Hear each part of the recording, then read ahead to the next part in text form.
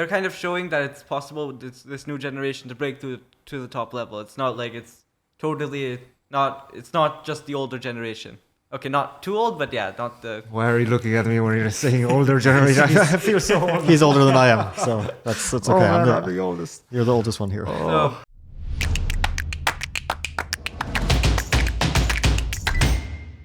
Welcome back, everybody, to another C Squared podcast. We have a very special guest today. We are here with Grandmaster Abhimanyu Mishra.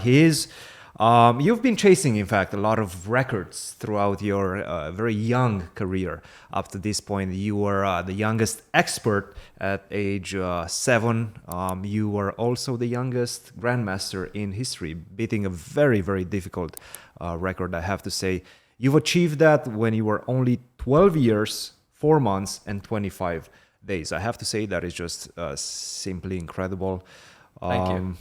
Fabi, what do you think of those records? Well, I didn't get close to that. I was 2 years later, so it's of course 12 years Grandmaster is amazing. This is what are your next goals now that you've become Grandmaster? You've played in the U.S. Championship, which just finished. You've even scored +2, a remarkable result. What are your next goals after this? Yeah, my next goal is to get into top 100, which is another... My current rating is 2616. It's another like 25 points. Okay, after that, my main goal is to reach 2700 in another 13 months. I want to become the youngest 2700 rated player in the world. And you would be beating out Wei Yi. Is he the current record holder? Yes. Okay. What's up, guys? I just want to take a brief moment to talk to you about this video's sponsor, the Lawnmower 5.0 from Manscaped. In the strategic game of chess, we as Grandmasters, we like to think a few moves ahead. The same exact principles apply to the grooming game as well. Every man knows the fear of that close shave just down below the waistline, but with the Lawnmower 5.0, I've managed to checkmate that fear. I've had the privilege to try the new Lawnmower 5.0 Ultra, and trust me, it's an absolute banger. It's a game changer. I'm always on the go. I travel a lot for my competitions, for my commentary gigs. I'm always traveling. And I need that confidence to be, in terms of grooming, in tip-top shape. And the Lawnmower 5.0, it gives me that confidence. It's the perfect travel companion. It comes with a sleek travel case and a travel lock feature, so I can move with absolute confidence, just like on the chessboard. You should try it out yourself. Thanks to Manscaped for sponsoring this video. You can get 20% off and free international shipping if you go to manscaped.com and use our promo code C-Squared. Now let's get back to the podcast. That's truly impressive. But let's get it back a few notches and talk about your journey in chess. When did you start chess? Who taught you chess as well? Yeah, at the age of 2.5, my dad introduced me to this game. 2.5? Yeah, he introduced me to the rules. It took me, of course, like 1.5 years to learn the rules and so on. But by the age of 5, I started playing normal tournaments. Very interesting. And do you remember your first tournament? Yeah, it was somewhere in South Jersey. I got 3 out of 4. Not 3 out of 4. 3.5 out of 4. And I think I got first place. It was a nice event. So you won your first ever event in... Yes. I have a different experience from my first event. I lost all my games. So it didn't go quite as well. There was a lot of planning beforehand. I used to play against this kind of computer on my iPad and so on. I remember, first of all, beating it after using like 15, 20 undos. It was the first time I beat it, I was 4 years old. And then from there, I kept playing more training games, practice games. Eventually, things started to click. So what was your training like? Like, what were your training? I assume you had as coaches as well, but what were your training practices like?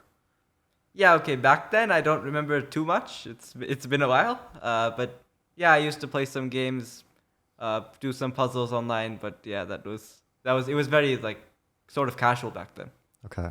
Casual, yeah. I mean, since I first heard your name, it has been nothing but casual, right? You were chasing records all the time, and we were hearing this in newspapers, US Chess. Everybody was reporting on your journey as well. When did you first start feeling like this is some sort of a projected career for you? I guess when I broke my first record, the youngest expert in US chess history at the age of 7. Mm-hmm. Well, I kind of love doing the work and getting the success. The success is what propelled me to keep going. Because, okay, of course, it's very difficult to continue playing this game at a young age when, if you don't have any success, it's like quite difficult to continue. So, yeah, successes keep coming. I kept working very hard and I kept seeing the results. But there's also something else. Obviously, successes are going to be very sweet and they're going to propel you further in your journey. But you need passion as well, because at times in your chess career, you will have setbacks. It's inevitable, right? Every single player has had setbacks. How do you deal with those? And tell us a bit about your passion about chess. Yeah, playing chess is it's a journey, frankly. Like every player has not mastered this game, and it's everywhere. Everyone can improve. With this game, it's either you win or you learn. This is how I try to look at it. I in the sense that either you win or, okay, if you lost the game, the thing with chess is if you've lost, you've definitely made a mistake. There's nothing like the odds were stacked against you or so on. It's like, okay, you made some mistake. You've like, you need to fix something. And every game I win, loss, draw, no matter what the result is, I analyze the game. I improve. I try to work on my problem areas. So, for example, once when I was 9, I lost in some double bishop ending, and from there, I worked with my dad. I found this very nice game online. I think it was Ganguly versus Wang Hao. I spent like 6 hours on the board practicing that game, and the next time I got a double bishop ending, I was able to play it much better. That's also where the passion comes in, right? Because to actually look at endgames for hours and hours after you realize that you need to work on this area, it's not something that everyone can do. Like, you need a special sort of either passion or personality type to be able to apply yourself in that way. Is that something that is for you in chess, or just broadly in life, that you find that you have that kind of focused mentality? I was mainly following whether, like, my father was one of my coaches in the sense that, okay, he always had great ideas, and he still does. I still follow him. The point is, okay, he had this idea that, okay, let's work on this endings, because the worst thing that can happen in chess is that you repeat the same mistake twice. Because sometimes I feel nowadays that engines have become so strong and everyone has access to them, that sometimes after the game you go and you look and you see, okay, I missed this move on move 28 and I lost the game. And then you forget about it and then you move on. But the issue with this is that later on you'll make the same mistake again. Like not in the exact same position, but something similar to that. So I've always I've been whenever I make a mistake, my father, he tries to get some relevant material. My coaches, my father, we try to find some relevant material towards that, and we try to work on that. Speaking of engines, do you feel like that's one of the ways that has helped you and also players of your generation to improve really, really quickly? Yeah, it's definitely a big role. It definitely has a big role, because think about it in the times of, say, like Bobby Fischer. If he messed up some game, he would have to spend hours and hours on board, moving all the pieces and figuring out the conclusions all by himself. And even after that, you cannot be 100% sure. There's always some mistake or the other.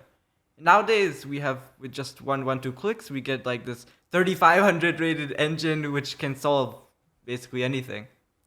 On the other hand, it's also like, because we know that the engine is more not infallible but very close to it, that it can be easy to trust it without applying our own judgment. Yeah, our own judgment, or like thinking critically about it in the way that you brought up Bobby Fischer. Players of those times, they had nothing to rely on. They would just have to rely on themselves. Do you think that also takes away a little bit from the chess learning process, or do you think it's all a positive in terms of improving at chess? Yeah, that's a great point. That, okay, engines are that we kind of blindly trust them at times.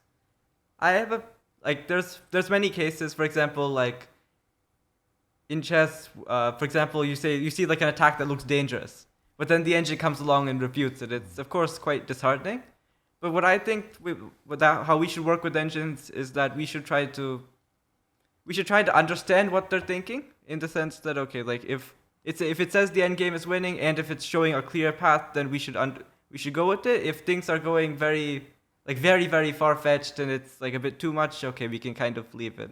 So we should stay like within not like human constraints, but like really like understandable. Trying to keep the engine in rein, let's say. Trying to Yes. apply when that is relevant and when maybe human understanding is more, or practical human understanding is more important. Yes. And I feel that's probably where coaches come in and seconds as well come in, right? Because seconds in general, they look at the position, they analyze nonstop with the engine. They don't have that leeway to try to think too much for themselves. And I think this is a point that Peter Heine made recently. What was the biggest advice or the best advice that he received from Magnus? Stop thinking. He didn't say it was Magnus. He said from a student, right? From a student, Yeah. yes. And it was Magnus. Just follow the engine lines, basically, which was kind of funny. But you did this, and I was doing commentary at the US Championship, and you came for an interview, and I had the engine on at one point, and he said, can you turn that off? Because I need to do training after the game. I need to look at the position with my own eyes after the games and not have that bias inserted into the training. How are those few hours after each and every game usually progressing for you? Yeah, it's usually quite painful. Okay, especially if you've lost a game, you go back and it's like you really just don't want to look at the board again. It's like Right.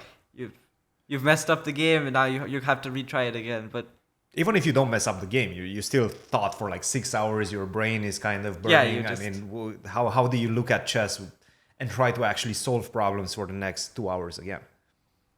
yeah, it's mainly because the thing that with chess is that okay, the same kind of problems will come again. Like not move per move, they're not necessarily the same idea, the same end game, but in some sort of way they're kind of connected. So if I made some mistake, like for example in my game against you, Fabi, I had some move order issues like with bishop takes c3 and so on. That kind of helped me the next day. Like I put these positions over the board, and of course my dad had run the engine during the game, and I solved the exercises again, and that helped me the next day to find h3 against Levon instead of queen takes c6 directly. So these kind of things, like maybe like the positions are completely different. I agree that okay, it's not like it's what one position is very quiet, other position is completely it's like King's Indian, all tactical. But yeah, this kind of things are quite important. So you're seeing patterns between even unrelated positions. For example, like keeping the tension in one position, like in our game, or releasing the tension, it might be a mistake. Things like this. Yes. That's interesting because I feel like there are a lot of connections in chess, but we sometimes tend to only see the very direct ones, and sometimes ignore that like these principles do apply in different types of positions as well. No, that's I really like this approach. At the same time, not everybody's built for it, I would assume. How are you doing training after the games? Well, I wish I was as disciplined as you. I check the engine immediately after. I can't help myself. I mean, but I'm actually very impressed that you're not checking the engine immediately after, because like the immediate desire is of curiosity, like what happened in my game. So to actually be able to stave that off for a few hours, or even for however long time it is, and try to think about the position on your own. Although I do feel like it could be very useful, because we have all these like variations we calculated, and because we've already done all this work during the game, it's quite possible to figure things out after just on your own based on all the work you did during the game, and then to see if, let's say, your conclusions are objectively correct with an engine after you've done the work. So that's very interesting as well. Is it generally more difficult to look and do this training after a win or after a loss?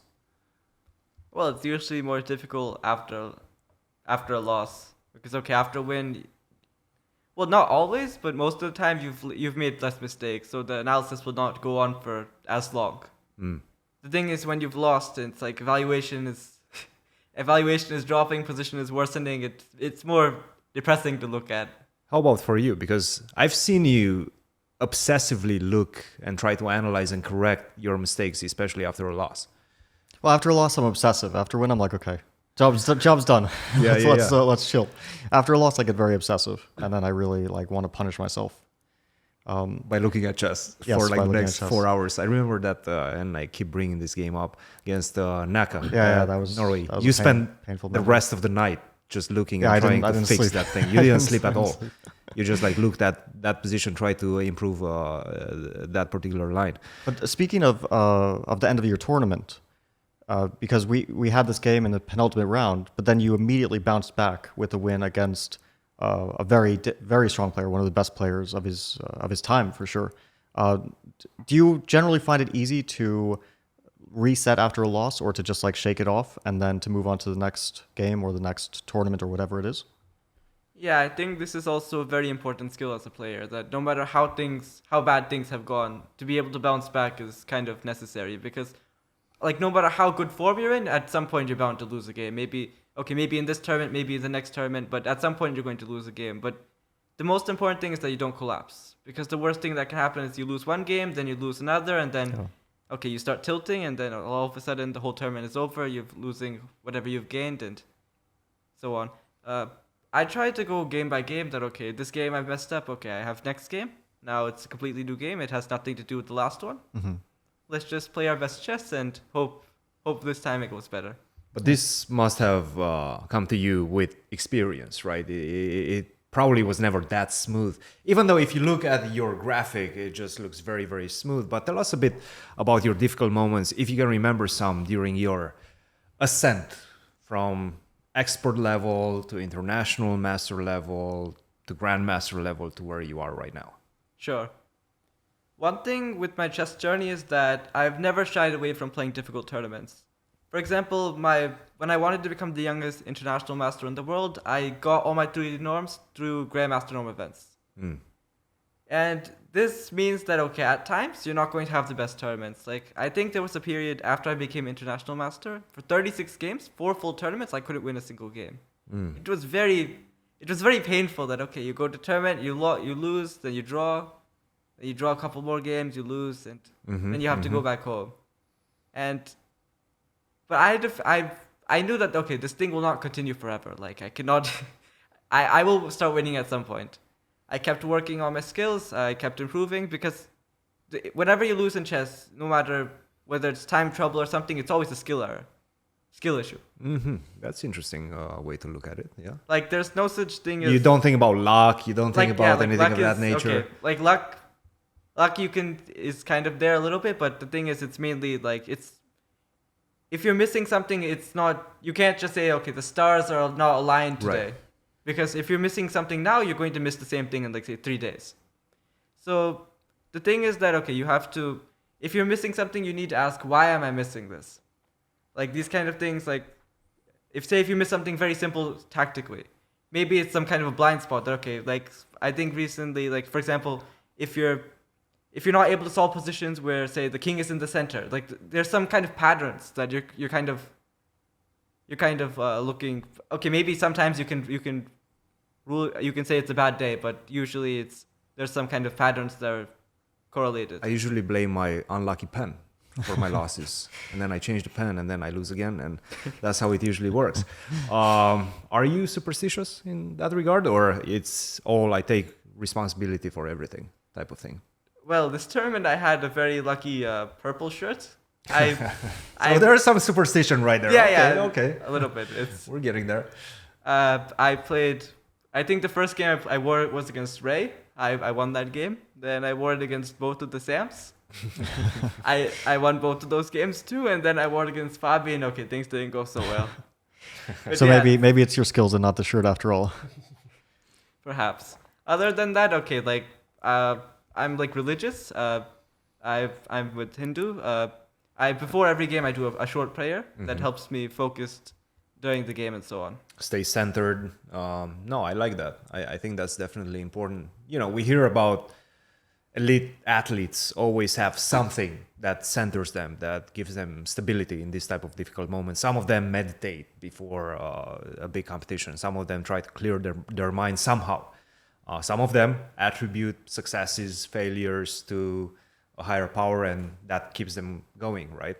Are you religious or spiritual in that regard? Or not too much, I have to say. But I do think it's very important to have something that doesn't let you get too ahead of yourself, let's say. So like either find perspective in life or whatever it is, or to ground yourself, as you mentioned. I think that's very important. Well, at some point, even during the World Championship preparation against Magnus, you were doing a lot of yoga. That was one of the things that was kind of helping you ease your mind, I guess, in some way. Yeah, that's actually, speaking of that, are you into, like, what's your, let's say, physical routine in terms of preparing for chess? Because we know it's such an important factor as well in these long tournaments, physical fitness and form. Yeah, I'm not, like, as of now, I'm not doing too much of that. Like, usually at home, okay, sometimes I'll go for a bike ride in the afternoons, but okay, usually it's mostly just sit in my room, start preparing, and so on. Okay. But still, you have that meditation, prayer, because that's a form of meditation, basically. So I think that's quite important. I like that. I like that aspect of training and centering before a round. It's one issue. It's one area where I need to improve this physical training before the round. I think, like, I mean, at your age, you have endless energy, right? But when you're getting into our age territory, then you're like, okay, I need to stay fit, or I'm gonna burn out. But in terms of the U.S. Championship, if I'm not mistaken, this was your first top level event. What were your emotions coming into it and during it, and after your success? How do you look back on it? Yeah, this was one of the best events I've ever played. I think one of the similar events I've played are, like, let's say, Tepe I played one in Sweden. Many, like, top players nowadays were playing there. I think one was Gokesh was playing, Ved for East, Vincent Keimer. Yeah. And there were, like, many other people. That's a good event, yeah. Another one was Dubai Open. I played against, like, Tabatabai, Salim Sela, and many other very strong players. These events I played well, and throughout these events, I noticed one thing. I was always ready to fight. Like, in all of these events, whatever wins I've had, they weren't just from, like, staying passive. It was always like fire on the board type things, and okay, then things managed to work out.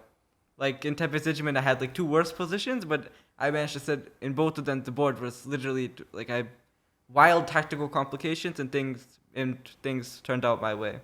So with this tournament, I was never afraid of a fight, because okay, everyone.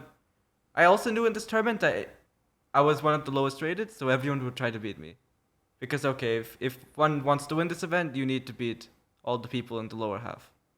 Somehow it always feels that whenever you go from level to level to level, there's always an adjustment period when you enter a new level. And you were mentioning playing against these very strong players, 2650, 2700s.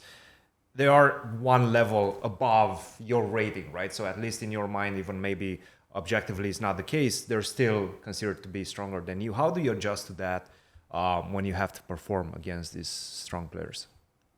I guess the main thing is that, okay, nothing really changes from my side. I just have to play chess.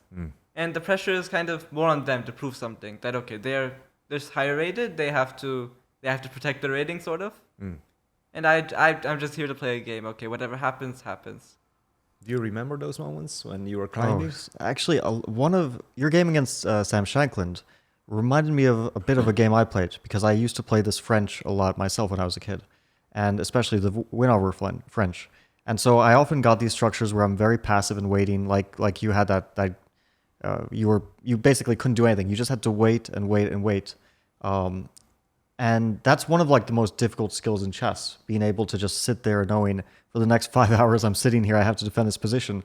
But then you suddenly got a chance to win the game. When did you start to feel like maybe there's a chance that maybe you're going to win this game, maybe you won't be passive forever, and it might turn around?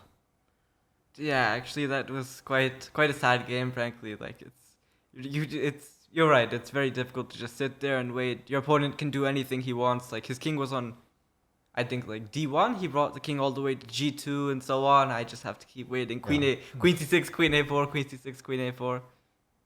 I think when he started opening the position, when he was actually trying to win the game with G5 and so on, the thing is, okay, if you want to win this kind of position, you have to give some chances to black. Like maybe not a lot, but you have to start some sort of a fight. Yeah.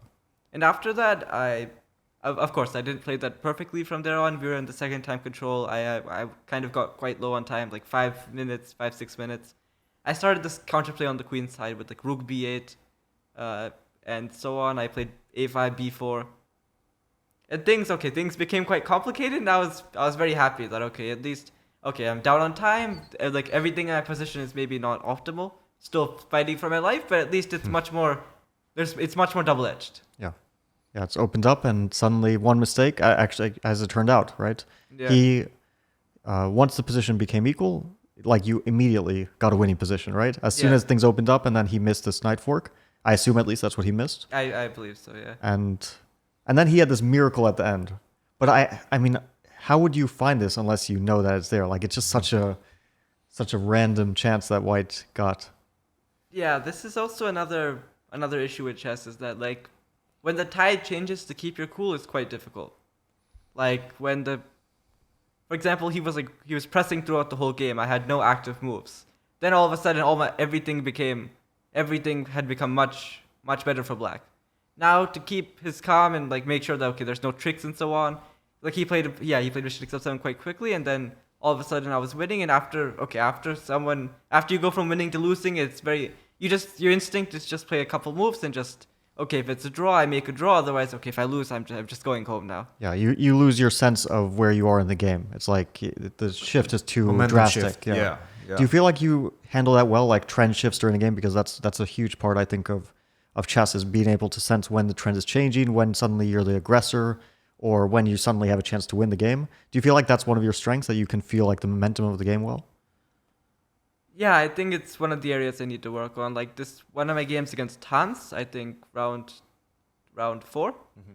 I was better at the opening. I had a good position. Then all of a sudden, I didn't really have too much of a plan. And okay, at that point, I should have realized that, okay, this game is not going in my favor. I should just bail out, make a draw. Mm-hmm.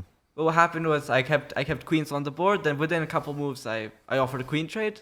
Like, he offered a queen trade, I said no. Then within 2 moves, I realized, okay, my position is not going well, and I offered a queen trade. And even after that, I made some terrible moves, and I managed to lose the game. It was this momentum change I still have issues with.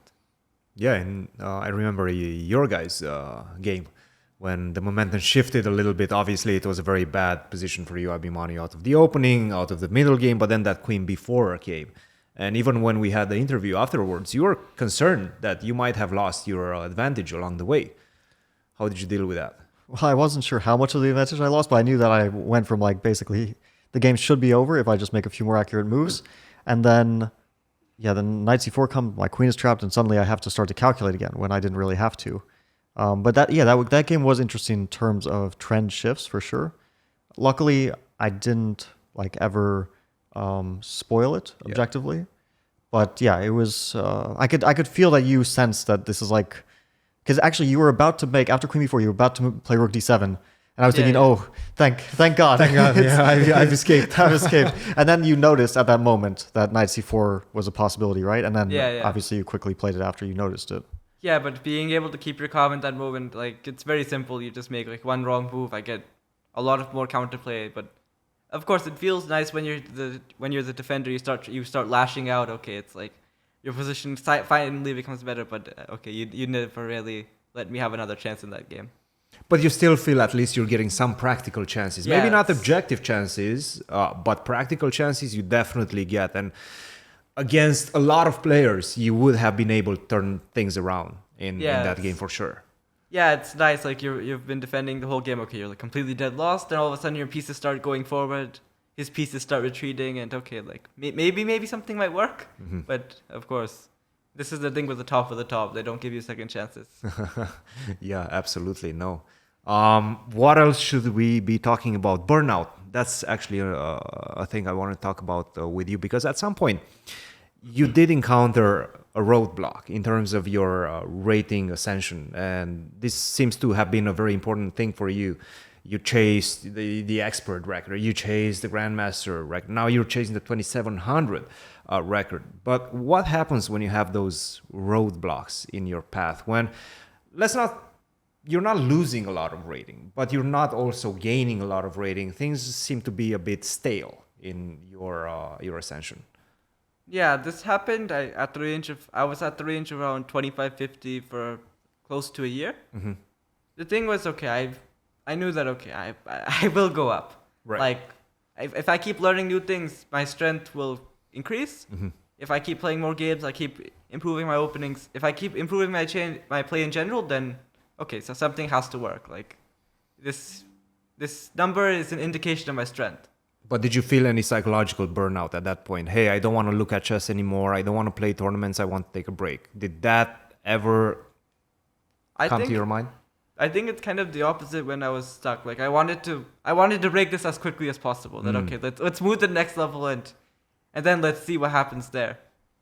Like around that time, I did this. I think this was like 2-3 months ago. I did this Michael Adams book, Think Like a Super Grandmaster. I was setting each and every position on the board, and with the clock, how much ever time he was taking. If he was taking 5 minutes on the position, I'll put 5 minutes on the clock, and I was doing that. I think in that book I got like 26-30. Like they have this kind of like test, like 40 positions, and after that they give you a FIDE estimated rating. My FIDE estimated rating came out to be like 26-30. And okay, at that point I knew that okay, gave you a confidence boost. I'm very underrated. I just need to keep improving, keep playing, and okay, if I play to my strength, then I should be going up quite quickly soon. That's a good strategy, I have to say. Always find tools to try to break that mental barriers. I like it. And I was discussing with your dad during Tata Steel, and we were discussing this type of burnout situation and how to get over it. And I'm glad that you managed to do so this year. Right now you're at like 26-30, close to 26-30, as you were mentioning. That's your expected, let's say, rating based on that book. What's next is 2700. You have 13 months to go. Who's helping you right now break those barriers? Who are your coaches? You don't have to give us names if you don't want to, but tell us a bit about those important tools and helpers in your life. Yeah, unfortunately, I would prefer not to disclose their names. I'm working with a couple different coaches, and okay, I think for the privacy of them, I'd rather not give the names out. So you have coaches for different aspects of the game, the opening, the middle game. Can you give us at least some ideas in that regard? Like, sure. Okay, there's one opening coach, and then there's a middle game. There's a specific type of middle game coach. Like, how do you? Sure, because the thing with different players is that not everyone is strong at everything, and I mean nowadays this is another thing that you need to be universal nowadays. Like you cannot. Back in the olden days, okay, you can say maybe I'm a positional player, but nowadays, okay, with now how openings have kind of nowadays with openings being very okay, not solved, but very very analyzed, you need to be able to come up with new ideas, and these new ideas lead to a variety of different positions, and based on that, nowadays you need to be universal, but the thing is, okay, of course, every player has their own strength and weakness, and yeah, I have some coaches for middle game, some coaches for calculation, some coaches for opening, and so on. Did you have that growing up? I had something not quite like that, but I would work sometimes with players for a specific opening. Like I worked with Razuvayev on the Catalan before he passed away, sadly. I worked with Beliavsky as well. Also, he was an expert on the Catalan, so we were working on this. Things I feel are a bit different now because like the opening tools are such that everyone can be a specialist in any opening potentially. It's much easier to break through compared to in the old days when I was not very old days. I'm not that old, but yeah, definitely the information age has progressed massively. It's kind of open source. Yeah, like yeah. this fast fashion. Like there's many cases that okay, some person has played some idea, and like within 6 hours you look at another tournament, another person plays the same idea. I think in my game against Wesley, he mentioned that he saw this game between Carlsen and Keimer, and he used that idea in our game. Mm-hmm. Yeah, like a few days later. Yeah, it's amazing how quickly this information is being passed on, and how anyone can prepare basically any opening in a couple of days. So are you following chess games constantly? Like, are you looking at all chess events and all the games that are being played as much as you can? Yeah. Another thing with these events is other than like opening ideas and so on, another thing that I do is I use them for calculation. So the same way I analyze my own games, I do for their games. So okay, so my dad will look at some of these top events. He'll find some positions where these top players went wrong, and I'll put them over the board and I'll try to solve them myself. So you're not looking at an engine. You're trying to really immerse yourself in the games and trying to figure them out with your own head before you look at and try to figure out if you found all the details of the game where you analyzed properly. Okay, that's very interesting. I don't think many people are doing that. No, I really think that's a very rare training process. It's a quality that you need to have, right? In personality as well, because not a lot of people can do that, can sit down. It's like difficult. That. It's not definitely easy. difficult. For me, that was one of the most difficult things, just because I was restless in not being able to sit down and focus for so long. So that's a quality that definitely will help throughout your career. I think it really helps to have a second person because, doing all these things by yourself, like if you look at a top game, to see where they made a mistake, the chances are you'll look at the engine line too. Mm-hmm. But if you have another person doing that for you, that helps a lot. Yeah, for sure. Yeah, it's definitely to be able to share that labor a bit so you can get some guidance so you don't have to take all the weight of it yourself is very helpful. And speaking of watching games, I've heard there was this process that Kramnik, and maybe this is nonsense, but my understanding, there was this play chess database being updated every single day with a bunch of games that were played that day. And Kramnik was just going through every single one of those games very quickly, like not trying to think about the position, about the opening, just going through the moves and maybe just visually try to assimilate that. I don't know. Is that something that you do? Is that something that you do at all? Assimilate those patterns by just watching a bunch of games? Yeah, usually I take a much slower approach. Like as in I try to delve very deep into the game. Like just seeing the game is not enough for me. Yeah. I have to say I'm a bit more superficial in my approach. I when I was younger, I was definitely applying myself similarly to how you mentioned that you train, working over the board. But that was also because the tools were not quite there as much. Yeah. So it was also, I don't know if I would have been able to do so if I had an engine at the ready all the time. But definitely these days it's more like just skimming over things, just trying to see what's going on. So in this tournament you won 4 games, right? 5. 5 games. Yes, 5 games. Oh my god. To him. He lost 3, he won 5, and only 3 draws. Because I remember. Okay, so you beat 2 Sams. You beat Hans. You lost to Hans, but you beat Ray and you beat Levon and Tank. And you beat Andrew. Oh, 5 games. That's enormous. So it really feels like you had a very fearless approach. Like in a tournament like this, you basically, more than half your results were decisive. Much more than half your results. That's quite remarkable. Is that just like your style, or is that circumstance, or was that also your approach to the tournament? I think with these kind of tournaments, the second you start playing for draw against like these top players, okay, you're going to get mauled left and right. Like you cannot try to play very solid and so on. You have to play like, okay, maybe other players can, but I cannot.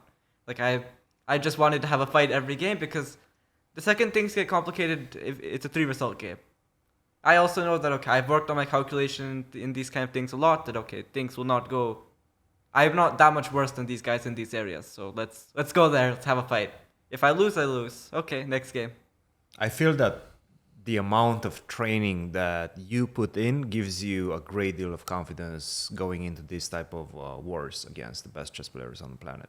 Definitely. And this is probably something that is extremely important if you are a aspiring player to do. Get your down, excuse my language, get your butt down in that training chair and just like try to figure things out, try to give yourself those tools to go into this battle and be able to compete. What about some of the players who are a bit older than you? Like, let's say, players who have already broken through to the top level, like, let's say, Gukesh or Abdusattorov or Pragnanta. Do you feel like you are, you can use them as inspiration, or do you feel like they're the target? So, like, in a few years, you're going to be at their level and you don't want to look to them for inspiration because they're your rivals. How do you feel about that? It's both ways. These guys they're kind of showing that it's possible with this new generation to break through to the top level. It's not like it's not just the older generation. Okay, not too old, but yeah, not the... Why are you looking at me when you're saying older generation? I feel so old. He's older than I am, so that's okay. I'm the oldest. You're the oldest one here. So they're an inspiration in the sense that, okay, they can that they're showing that it's all possible, that they can compete against Carlsen and all these other top players. Okay. And yeah, I want to be there as well. So I try to. I think at this age, I think I'm my graph is like better than most of the other players. Yeah, yeah. And again, you talked about this having a bunch of coaches traveling to tournaments, and you're notorious for that when you were trying to get from IM to GM and breaking those records. This was a very difficult period in the world of chess because this was at the beginning of COVID, 2020, 2021. Yet you traveled to Europe and you played a lot of chess. That's not cheap. You need sponsorships for that. You need to invest. You've invested, and your dad has invested a lot into your progress. Tell us a bit about that. Tell us a bit about sponsorship opportunities for you. How do you see that progress in your career? Sure. So after I became the youngest international master in the world, I had like 22 months. I was like very sure I was going to break this. Okay, 100 points, 3 norms. Okay, this will be quite nice. It won't be too bad. Then all of a sudden the world just comes to a stop. Like 8 months, no tournaments. Right. Like I was sitting at home. I used this time to improve my chess understanding. I read a lot of books. I think I did Dvoretsky during this time and so on. And yeah, that helped. But okay, there still weren't many tournaments. I think I remember once every 2-3 months there used to be a 10-hour long car drive to Charlotte for one norm event. We used to spend like 2-3 hours sanitizing the room. Things were terrible back then. It was very scary. Then finally there were some tournaments that opened up in Europe. I think Hungary was basically one of the only places in the world where you could play these events. So we decided to take all the precautions, double mask, everything, face shield. I have like many. I think I have like photos in like World Cup wearing a face shield. So there were many. We took many precautions, and we decided to go with the one-way ticket to Europe. And there, okay, 70. I played like 77 games in like 90 days or something. It was very. That's very costly. Scary. Traveling all around Europe. Paying your coaches as well, that's very costly. Do you have any sponsors? How is that going for you? Yeah, unfortunately, as of now, despite breaking all national and international records, I have no sponsors. For a brief period, Chessable was sponsoring me, but ever since the merger with Chess.com, okay, nothing. Everything has been shut down. Do you feel like that's a chess problem, that just chess is struggling to find sponsorships, or is there something else behind it? Is it perhaps something to do with United States chess, or do you think it's better in other countries, or how do you see that? I think, yeah, US is like one of the best countries financially, but the issue is in terms of visibility towards chess. Here it's not so high. Here, like, to become top chess players, of course. Here, chess is used as a tool to get into Ivy League colleges and so on. It's as opposed if you look into India, you have all these amazing young talents, and everyone has been like fully funded for the last couple of years. I think I heard of some story that there was this 16-year-old person who became Grandmaster, or okay, I'm not entirely sure about the age, but they became Grandmaster, and the state government asked him what do you want to do with chess? He said, I want to become Super Grandmaster, and they asked him, how much money do you need? He gave some number like $200,000, and they gave him $250,000. Here, things are not like that. Here people, they don't care too much. Yeah, and that seems like more of a difference. In India, you have government support, a lot of that, right? A lot of the oil companies as well, but at the same time having Vishy Anand as one of, and this is funny because Hikaru keeps mentioning Vishy as the Jesus and his disciples, right? All these Indian kids that are 2700 and plus. We don't have that necessarily, the government support in the United States. We don't have that culture. It's almost like a cultural difference. Do you think that could change in any way? Yeah, that could potentially change in the future now that chess is receiving more and more exposure throughout, like, nowadays, like, this chess boom is going on. Like, I think since Queen's Gambit, the popularity has been rising of this game. Sure, yeah. And yeah, maybe things will get better in the future. Another thing is that, okay, like here, with chess, another thing is unless you reach the top of the top, it's very difficult to make a living of this game. And now here, like, with the 5 times less effort, you can get into Ivy League college. You can make very good money, and okay, you can live a very, very simple life. But the issue is, okay, with chess, you need to work much harder, and you need to get to a much, much higher level. So that's probably another reason why it's not. Yeah, this is something definitely that I've noticed with young talents in the United States compared to, for example, India, especially, is that you have very talented players in the United States, but they generally after college tend to pursue other career paths because they're usually more either stable. Stable or financially rewarding, and chess is a bit more of a gamble very often. Yeah, and definitely that it feels also like a cultural thing somewhat because, as you mentioned, the government support, but also in the United States, it's very much like company sponsorships. That's where corporate corporate support that we're looking for chess tournaments, or sometimes private donors, but the government doesn't get involved in that whatsoever. So that's a big difference with India. And like Indian chess players, they have so much, as you mentioned, so much support. Not just the top players who, of course, get enormous support, but also the young grandmasters, the rising talents. They're also getting huge support. So that's seems like a cultural difference in some ways as well.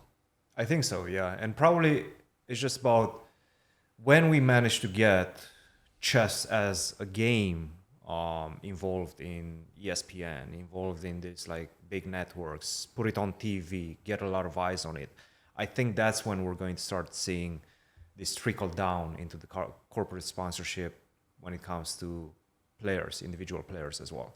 Do you think that'll take a long time? Because I feel like it's been a process for a while, right? It feels like. No, definitely it's a long process, but also a lot of that money will end up in the biggest, where all the eyeballs will get, the players who will get all the views. Yes. And then the other approach is to invest in the players who have a bright future, but they don't have they're not famous at the moment, but someday they will be, because that's more of a long-term thing. And I don't know if companies go for that, or rather they go for, okay, let's invite Hikaru and Nakamura. Yeah. Sorry, Hikaru and Magnus. Yes. Hikaru and Nakamura. Hikaru and Magnus for a match, and that's what's obviously going to get most eyes on the event. So yeah, that's a question as well. And that's something that you've been trying to do as well. I'm sure your dad probably manages you in some regard, and you've been posting on social media as well. Do you see that aspect of, let's say, professional sports, the social media presence, having that type of reach, having that type of platform? Do you feel that is important towards your success in your career? Yeah, I'm gonna be totally honest about this. I don't use any of my social media accounts. It's all managed by my parents, because all this is very. Of course, you're 14. Come on. Of course, yeah, of course. It's a very dark world out there. As it should be, yeah. And okay, like I have to. My job is to play chess, and okay, that they can deal with these kind of things. They can inquire with companies about sponsorships and so on. It's not my job. Absolutely no. And speaking of social media, we always see this type of drama springing around, and one of them included you as well. When you became a Grandmaster, there was this tweet by Jan Nepomniachtchi basically questioning the whole process of getting and achieving norms. How did that impact you? Yeah, I'd like to start this off by saying I respect Jan as a player. He's one of the best players in the world. But it was also a bit strange. Like, okay, he should have brought these things up a long time ago. Like, these things could have been changed like 17 years ago when he became Grandmaster. Mm-hmm. Like now he's bringing up after someone broke the record, and okay, like this 12-year-old kid is. And the issue is after he made that tweet, every single article written about me quoted that as if I did something wrong, but I just played according to the rules. Yeah. Did you feel it took some shine away from your achievement? Yeah. It was a bit. I was a bit disappointed to see this, especially as all the other top players were very supportive of it.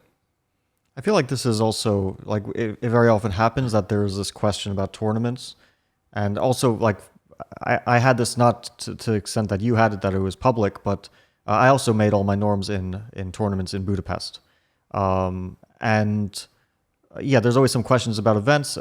From my experience, they were completely legitimate events. That there was nothing weird that happened. Of course, there are some events in chess that are that some exchanging goes on or something Right. something weird happens. But it always is the case that the statement is made later on. Like you can become a GM at whatever age, but the question is, of course, do you continue those results? And so we have this with some players that it's questioned, but then they either prove that they are going to someday be a top player, or they don't progress. So it's not really a question, I feel, about the events. It's about what happens after that. Yeah, and you've proved through and throughout that your progress continues. Even after that, you are definitely GM level and above after that. Your ascent has been remarkable, I have to say. What's the next step in terms of your training? What do you need to not necessarily change, but add to your game in order to get 2700? Yeah, as of now, I have a feeling I still need to work on all my areas. Like, okay, from here to 2700, it's like it may just seem like 80 points, not a big deal. Like I just gained like 20 points, maybe okay, another 4 tournaments, but okay, realistically, I know it's not going to be this easy. Absolutely. I think like 2650 to 2700 is going to be very difficult, and it'll require a lot of different things. That's the Shark Tank right there, 2650 to 2700. Definitely, there's so many players who are like top of the top. Even like I think, for example, Morozevich was like 2790 at some point, right? Now he's like 2650. Like if you play against these people, like it's Crazy, very scary. Or the younger crowd is so. I mean, we saw today that Magnus lost to a player who's 26-16, who played an immaculate game, right? Kartikeyan, yeah. Yeah, Kartikeyan, and we see that players of this level are really able to get scalps against the strongest, and also their openings are good at the competition is pretty immense, which is also why I was like so impressed with your 5 wins here, because it's tough to get wins. We saw a lot of players struggling, like Wesley Lanier. They pick up a win here and there, but to get 5 wins, it takes a lot of either fight or a lot of skill. So it's a tough. I have to say, my days getting into the level that you're aiming for, they were a lot easier. You're in the as you said, the Shark Tank. It's a tough time, but yeah, for sure your progress has been just straight up. Absolutely. And Thank you. During our last interview, I think you mentioned something about the differences in paths that you can take. You can start playing this type of very strong closed events, or you can try to gain those rating points in open tournament events. And from my understanding, you're trying to achieve that through closed, very strong, very high quality level players events. Why is that? Why is that the path? And also, this feels very strategic from you. Tell us a bit about that. Yeah, it all started from when I was getting my IM norms. The whole purpose of this is it'll be easier for me later on. Okay, maybe like 25 to 2600 was much slower, but now that I'm kind of accustomed to this level of play, now okay, I don't need to change too many things to get to the next level. I'm already used to the playing field. Got it. No, I like it. Do you feel like chess is? Sorry, I didn't mean to. No, you've actually won a lot of your rating points between 26 and 2700 in open tournaments, right? Yeah, it was a lot of open tournaments, I have to say. You were playing 100 games per year, going from open to open. But there was a mix. But I think the chess scene has also shifted a little bit compared to, I mean, especially because we've seen, the pandemic, as you said, that had a huge impact on the chess world. And also when we had, in 2008, the economic crisis, the collapse of, that also had a huge impact. Like, that changed a lot. Tournaments in Spain, for example, I used to play in Spain all the time. A lot of those events just disappeared, like in one year, basically. Just economic situation was. I was going to ask you something, but now I'm thinking. I threw you off. Yes, I had a question. With the open tournaments. Oh man. Well, actually, I remember. So, do you feel like chess is definitely, or almost definitely, going to be your life path, or do you feel like there's also some you're not 100% sure about if you'll go in some other direction as well, or do you feel firmly focused in this goal? Well, we'll see how things go from here. I'm currently I'm in 9th grade. I still have another like 3-4 years before I have to formally decide which path I'm taking. But okay, as of now, I'm keeping both options open. And that's actually something that I just realized as you were mentioning that you're also going to school. You also have that potential option. You also have those responsibilities that come going to school. For whatever reason, in my mind, school was not even a thing going on in your life. Well, it's not as big of a thing as chess. I spend most of my time on chess every day.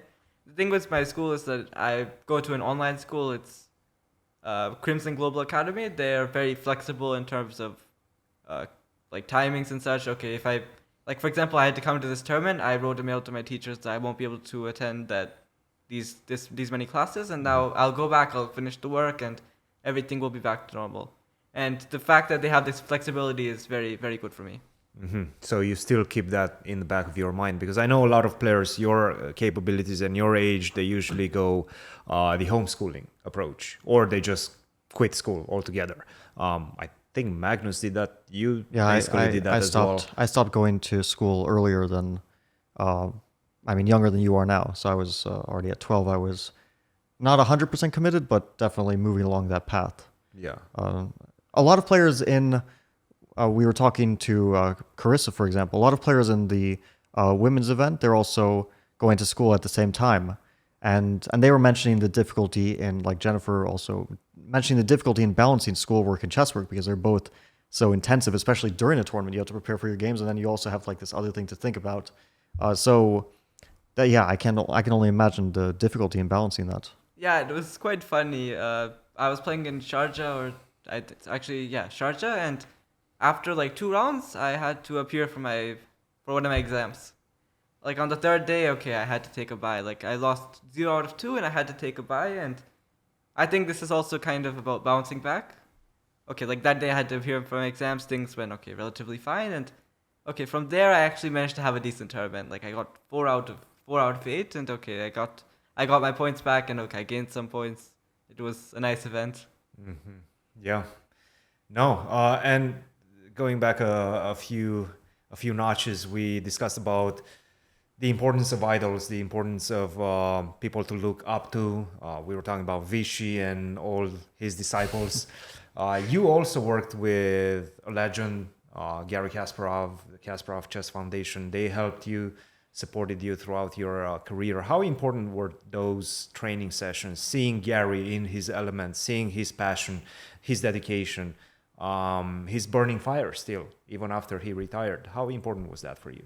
It's amazing, frankly. Like for example, I think this was quite recent, like maybe like last year or so. There was every 6 months we have this session. This time it was in St. Louis.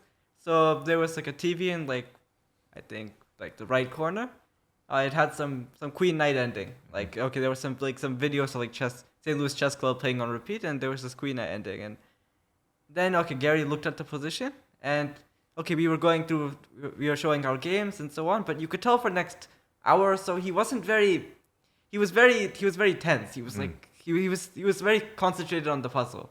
And finally he solved the puzzle. It was amazing to see how much focus he put into that puzzle. A tension release, yeah, where at that moment when you finally find the right solution. Is chess also playing constantly in your head as well? Is it something that whatever you're doing, it's always in the back of your mind? Yeah, definitely. Like okay, especially during a tournament, but okay, even otherwise, it's always something that's going on. It's as of now, okay, it's basically my life, but absolutely. And there's also it almost feels that there's not necessarily an added pressure, but almost something in the back of your mind when you're being chosen by this type of institutions. Okay, Kasparov Chess Foundation, they've supported the best of the best throughout the years. You're part of that mix. Now there's an added responsibility almost. Do you feel that gives you more motivation? Do you feel any additional stress on your shoulders? How do you deal with that? Yeah, it's more motivation that okay, you're working with the best of the best, and okay, let's play to the best of the best so we can learn even more. Yeah. It's okay if you don't play to your best, okay, you can't learn too much from that. Yeah, I like it. Well, Abhi, I think we've covered so much ground at such a young age, so much maturity coming from you. Fabi, do you want to add anything?